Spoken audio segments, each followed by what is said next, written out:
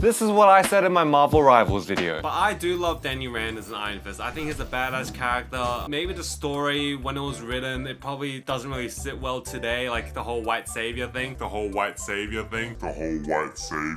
And okay, I'll admit it, I misspoke. So since Marvel Rivals came out, the whole topic of whether Iron Fist is a racist creation has brought out all the red of the neckbeards to debate once again. The last time this happened was when the Netflix Iron Fist show cast Finn Jones as Danny Rand. But now with Lin Lie being the main Iron Fist in Marvel Rivals over Danny Rand, people are now questioning whether that was the right move. It's like if they put Miles Morales Spider-Man but not Peter Parker Spider-Man. But except this time it might be justified. So I'm gonna tackle a few areas of this entire clusterfuck and we'll see where we go. The Dragon Unleashed! Okay, so in my very uncontroversial Marvel Rivals video that I definitely did not get any hate for, I mentioned Danny Rand Iron Fist being a victim of the white savior trope. And despite that, I did mention how much I love the character and how Danny Rand Iron Fist was a childhood favorite of mine. However, I must correct myself, Danny Rand's origin was not a white savior story. So in case you're unfamiliar with his origin, Danny Rand, his mother, his father, and his father's business partner Harold Meacham, they go on a snow expedition to find the mystical city of Kunlun. But Meacham basically kills Danny's dad and leaves Danny and his mother to survive alone. Danny and his mum actually find a bridge to Kunlun, but his mum sacrifices herself to a pack of wolves to make sure that Danny can cross the bridge safely. Then is brought in by the city and taught by the elders to become an insanely powerful martial artist. They're like, yo, Danny, you are literally one of the best martial artists we've ever had. God damn. He goes through a bunch of trials, including beating a dragon called Xiao Lao and dipping his hands into his heart to gain the mantle of the Iron Fist. Then he fucks off back to New York City to get revenge on Harold Meacham. Okay, cool, so does he fit the white savior category? Here's the Wikipedia definition. The term white savior is a critical description of a white person who is depicted as liberating, rescuing, or uplifting non-white people. It is critical in the sense that it describes a pattern in which people of color in economically underdeveloped nations that are majority non-white are denied agency and are seen as passive recipients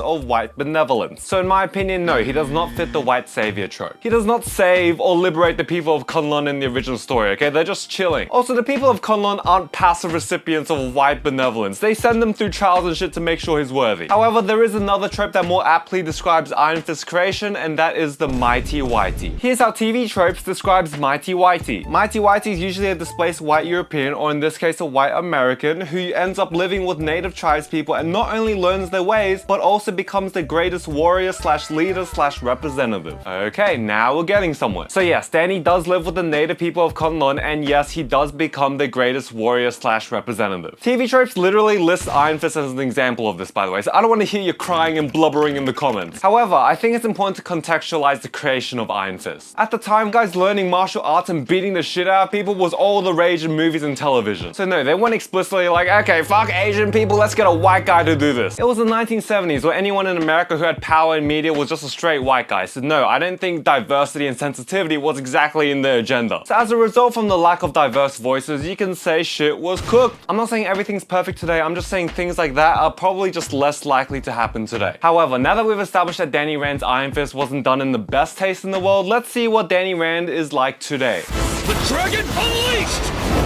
So the biggest modern changes to the Danny Rand slash Iron Fist lore come from Ed Brubaker's Immortal Iron Fist run. First, Kunlun is no longer some vague mystical Asian city run by mysterious fortune cookie man. It's a multicultural city with a mix of different Asian cultures, which kinda softens the race factor. They also took this trait for the Netflix show, which I think was a smart move. Second, it also tells us that there's been heaps of Iron Fists before Danny Rand, and Danny Rand's only like the second white guy to become Iron Fist. Also, side note, I've seen people use these reasons to argue why Danny Rand's creation isn't racist at all, but listen, I love Danny Rand, okay? But this shit came out like 30 years after the character was introduced. This shit is DLC lore. I've also seen people argue that it can't be racist at all because Kunlun is a fictional city, even though it was established that it appears in the Himalayas, and if you use some common sense, it's pretty clear that it's an Asian-based city. This Comic Con also introduced a bunch of other cities with their own living weapons, and it shows that Danny Rand Iron Fist isn't really that strong compared to them. So in a way, it kind of downplays how strong he is and takes away the mighty from the mighty whitey. As we can see, they've done a pretty good job at translating the Iron Fist mythos to the modern world, but one question remains. Does his race even matter?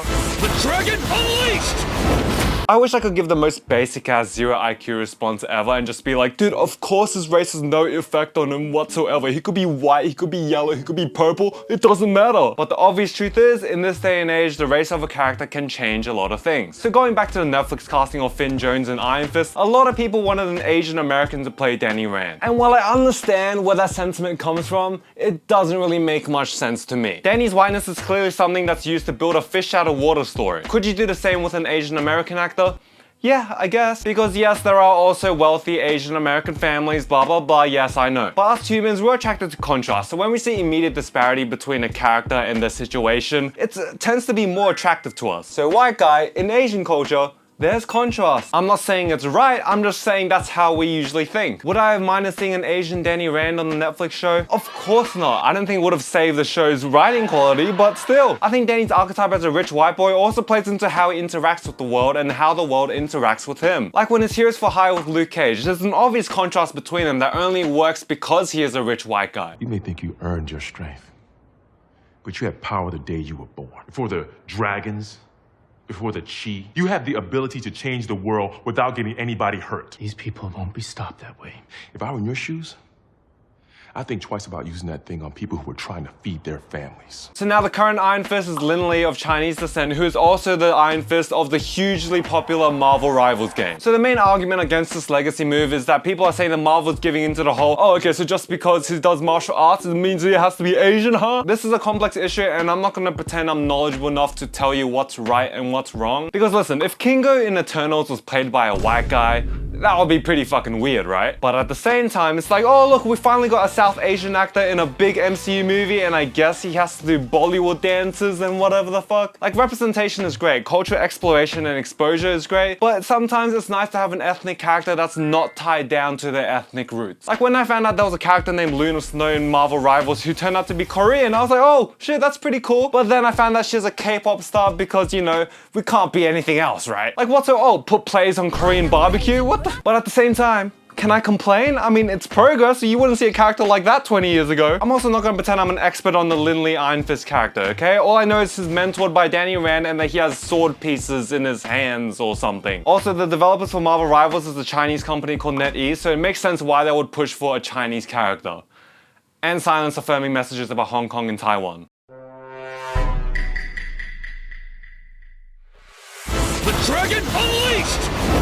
So speaking of the MCU, which is how the majority of the world perceives the Marvel Universe, is there a place for Danny Rand or Iron Fist? The first obvious matter we have to address is that we already have a martial arts character that's been pretty well received by the public, and that's Shang-Chi. And yes, I know there is room for more than one martial arts character in the MCU, yes I know, but it's gonna be hard to make them not collide with one another in terms of redundancy. Second matter is we already have an MCU Iron Fist through the Netflix series, which generally was not well received. I remember thinking season 2 was better than season 1, but overall, it just wasn't good enough. I hate to say it, but I think the smartest decision going forward is to fold in the Iron Fist lore into a Shang-Chi story. Kind of like what they did with Namor and Black Panther 2. I know a lot of hardcore Iron Fist fans are gonna cry, but I don't care. There is a story in the Ed Brubaker run where Iron Fist meets the other mystical cities through a tournament, so I think it would be pretty cool if Shang-Chi's hidden village was one of those cities. And then Shang-Chi can be their representative and meet Iron Fist, whoever that might be. Listen, ultimately the Danny Rand character was made in a different time, and yes, by today's standards, those ideologies aren't that great. I think Danny Rand will always be my favorite Iron Fist because, you know, I literally grew up with the character, but I do recognize that he comes from a time where, you know, they'll just pick cultural aspects to bring white characters up and just leave those cultures in the dust because minorities were just minorities. I think they've done a great job at lessening those negative aspects of his creation, but at the same time, it's fine if a character is replaced by a legacy character. Like, legacy characters happen all the time in comics, and I don't see why Iron Fist would be different, even if you just exclude the whole race conversation. And compared to other controversies in comics, I don't think Danny Rand's creation is that controversial. Like, it could have definitely been way worse. Like, there's nothing really that explicitly offensive about it, you know? So yeah, in my opinion, it's fine. Give Lin Lie the title. It's inevitable that Danny Rand will come back later if people want him back. But it's also nice to take the cultural roots of a character and inject it back into someone who's actually representative of said culture. So what do you guys think? Make sure to comment your thoughts down below about this whole Iron Fist situation. Check out my Marvel Rivals character design rankings if you haven't seen that already. Check out my second channel, The And They Life, for random videos and vlogs. Check out my Instagram, check out my letterbox. Everything is in the description. I'll see you next week.